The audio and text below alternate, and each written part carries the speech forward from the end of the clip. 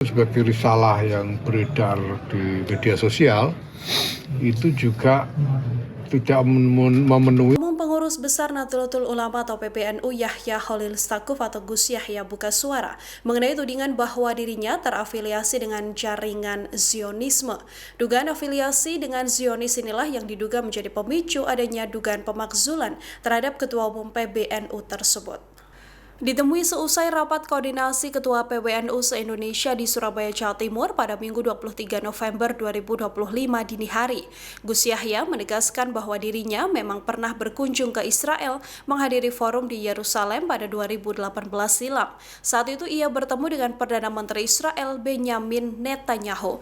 Disampaikannya bahwa dalam lawatan tersebut tak pernah menjadi masalah di internal NU. Buktinya NU juga kembali memilihnya sebagai Ketua Umum pada Muktamar NU ke-34 di Bandar Lampung pada 2021 silam.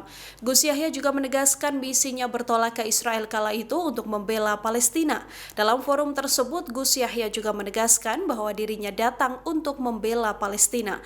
Ia pun menegaskan tak pernah berhenti berjuang untuk kemerdekaan Palestina.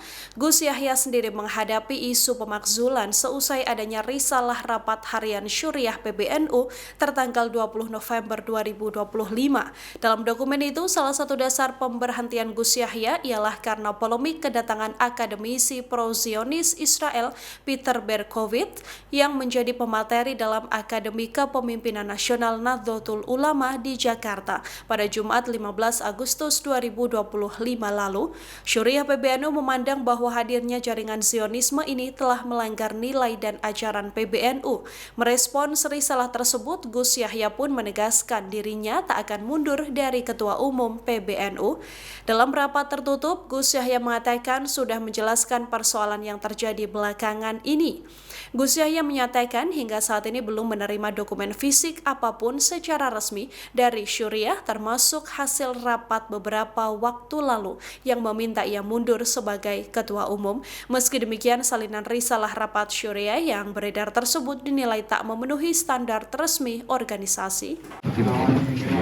Oke, malam ini saya bertemu dengan PWNU dari seluruh Indonesia, alhamdulillah, dan saya menjelaskan apa yang berlangsung dalam beberapa hari ini telah menjadi pembicaraan.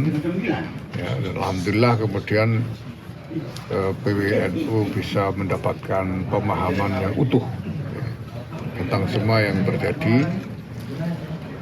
Nah,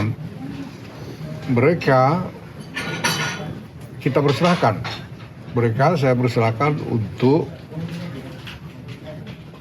melakukan koordinasi di antara PBBW untuk membuat kesepakatan di antara PBBW menyikapi apa yang sedang berlangsung ini. Ya, jadi mereka akan bekerja sendiri secara independen. Kenapa? Karena NU ini bukan cuma milik PBNU, apalagi cuma miliknya Yahya Khalil Stakuf saja. Ini milik semua orang, masing-masing yang menjadi pengurus di sebuah tingkatan itu punya tanggung jawab dan wewenangnya. Dan karena ini masalah yang berpotensi punya dampak nasional, maka ya mereka juga berhak untuk bertindak untuk melakukan upaya-upaya dalam rangka mencari maslahat bagi NU ini. Itu yang pertama. Yang kedua, saya belum menerima secara fisik surat apapun dari Suriah. Ya, sampai sekarang secara fisik saya belum menerima. Adapun yang disebut sebagai risalah yang beredar di media sosial itu juga tidak memenuhi standar resmi dari dokumen resmi organisasi.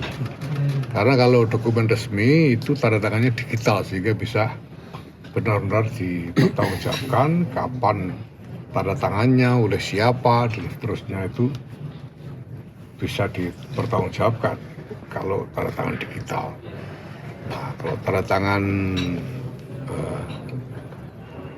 manual itu bisa saja ya. Sekarang kan zaman begini kan gampang sekali membuat tanda tangan scan. Download Tribun X sekarang, menghadirkan lokal menjadi Indonesia.